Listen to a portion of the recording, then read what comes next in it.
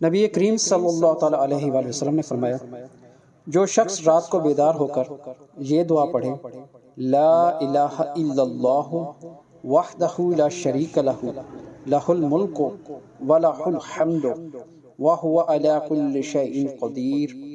ترجمہ: اللہ کے سوا کوئی معبود نہیں، وہ اکیلا ہے، اس کا کوئی شریک نہیں، ملک اسی کے لیے ہے اور تمام تعریفیں اللہ کے لیے ہیں۔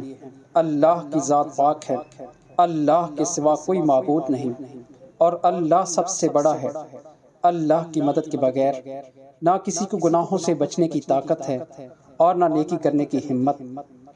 سبحان اللہ والحمد للہ ولا الہ الا اللہ واللہ اکبر ولا حول ولا قوت الا باللہ۔